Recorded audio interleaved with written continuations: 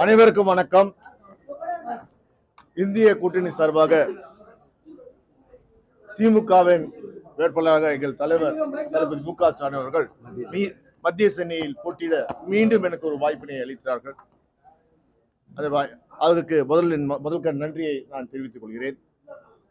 முறைப்படி இன்று மத்திய சென்னை வேட்பாளராக போட்டியிடுவதற்காக எனது வேட்புமனுவை தாக்கல் செய்வதற்கு எங்கள் கிழக்கு மாவட்ட செயலாளரும் மேற்கு மாவட்ட செயலாளரும் அருமை அண்ணன் மாண்புமிகு திரு பி.கே. சேகர் பாபு அவர்களும் திரு சிற்றரசு அவர்களும் அண்ணா நகர் சட்டமன்ற உறுப்பினர் திரு எம்.கே. மோகன் அவர்களும் வில்லிவாக்கம் சட்டமன்ற உறுப்பினர் திரு வெற்றி அழகரும் எனக்கு உடன் வந்து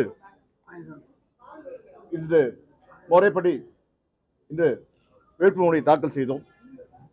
கண்டிப்பாக இந்த கடந்த 5 ஆண்டுகளில் நாங்கள் மக்கள் பணியை சிறந்த முறையிலே பணியாற்றிருக்கிறோம். மக்கள் துன்பங்களிலே நாங்கள் பங்கேற்றிருக்கிறோம். அது கொரோனாவாக இருந்தாலும் சரி, பேரிடர் காலமாக இருந்தாலும் சரி, அனைத்திலுமே திராவிட முன்னேற்ற கழகத்தினர் முதல் ஆளாக நின்று மக்கள் பணியாற்றிருக்கிறோம்.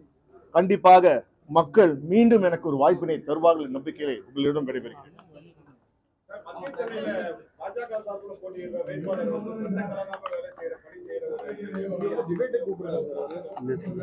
சட்டக்கலையாமல் நாடாளுமன்ற உறுப்பினரை பொறுத்தளவில் அடிமட்டம் வரையில் சென்று மக்களை சந்தித்த ஒரு நாடாளுமன்ற உறுப்பினர் என்று பெயர் பெற்றவர்.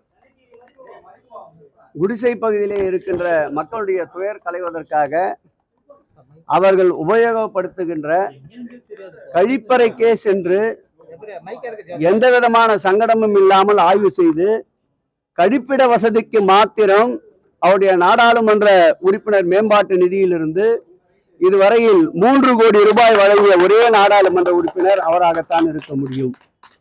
சட்டை கலங்காமல் தேர்தலுக்கு வருபவர் வேண்டும் என்றாலும் கூட, நோட்டாவிற்காக போட்டி போடுபவர்கள் வேண்டும் என்றாலும் கூட இது போன்ற சொல்லுக்கு தகுதியுடையவர்களாக இருப்பார்களே தவிர, திராவிட முன்னேற்ற கழகத்தை பொறுத்தளவில் களத்திலே நின்று பணியாற்றுகின்ற முதன்மை கட்சி, உழைப்பாளர்கள், உழைக்கும் தொழிலாளர்கள், பாட்டாளிகள், சமூகத்திலே பின்தங்கிய மக்கள், இவர்களுக்காக உருவாக்கப்பட்ட இந்த இயக்கம், அவர்களுக்காக தொடர்ந்து களத்திலே நிற்கின்ற ஒரே இயக்கம் தமிழகத்திலே திராவிட முன்னேற்ற கழகம் மாத்திரம்தான் என்பதை அவருக்கு இந்த நேரத்தில் பதிலாக சொல்லிக் கொள்கிறோம். தமிழகத்தை பொறுத்தளவில் போட்டி என்பது நம்முடைய இந்தியா கூட்டணியோடு அல்ல. தமிழகத்தை பொறுத்த மாத்திரத்தில் இந்தியா கூட்டணிக்கு அடுத்தபடியாக யார் வருவது என்பதுதான் இப்போது 3-4 கட்சிக்குள்ளாக போட்டியாக இருக்கின்றது.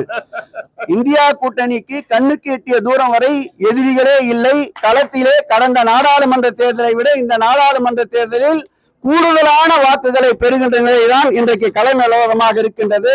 அனல் வீசுகின்ற பிரச்சாரம் மாண்புமிகு கழக தலைவர் தளபதி ஒரு புறம், புயல் கிளப்புகின்ற பிரச்சாரம் மாண்புமிகு உதயநிதி ஸ்டாலின் ஒரு புறம் என்று ஒட்டுமொத்த தமிழகத்தையும் சூறாவளியாக சுற்றி வருகின்ற ஒரே இயக்கம் இன்றைக்கு இந்தியா கூட்டணி தான்.